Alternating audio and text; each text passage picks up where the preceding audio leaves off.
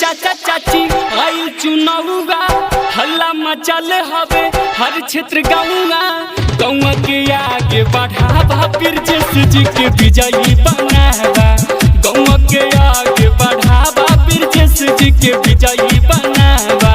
सुना ये चाचा चाची आइल चुनावुआ हल्ला मचल हवे हर क्षेत्र गाँवुआ गौवा के आगे बढ़ावा ब्रजेश जी के विजयी बनावा गौवा के आगे बढ़ावा ब्रजेश जी के विजयी बनावा।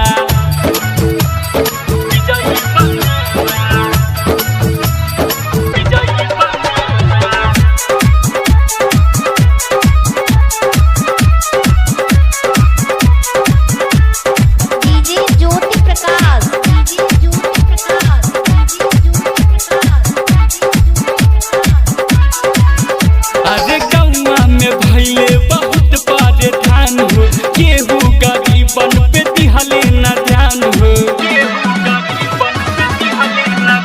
हाँ गौवा में भैले बहुत पारे धान हो केहू गरीबन पे दिहले न ध्यान हो। हाथ मिला के कदम बढ़ावा हाथ मिला के कदम बढ़ावा हरी मतों से जितावा ब्रजेश जी के विजयी बनावा गौवा के आगे बढ़ावा ब्रजेश जी के विजयी बनावा।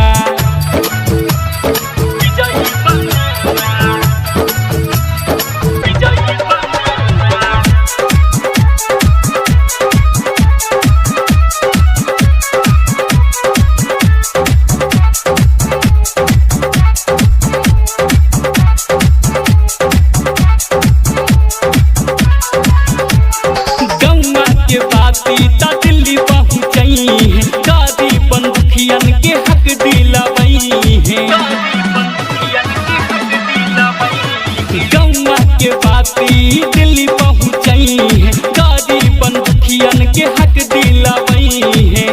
पंकज प्रदीप कहे सुनील के साथ पंकज प्रदीप कहे सुनील के साथ भारी मतों से जितावा ब्रजेश जी के विजयी बनावा गौवा के आगे बढ़ावा ब्रजेश जी के विजयी बनावा।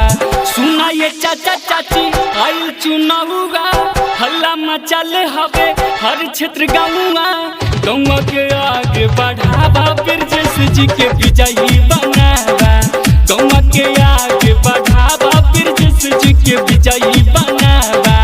सुना ये चाचा चाची आइल चुनावुआ हल्ला मचल हवे हर क्षेत्र गाँवुआ गौवा के आगे बढ़ावा ब्रजेश जी के विजयी बनावा गौवा के आगे बढ़ावा ब्रजेश जी के विजयी बनावा।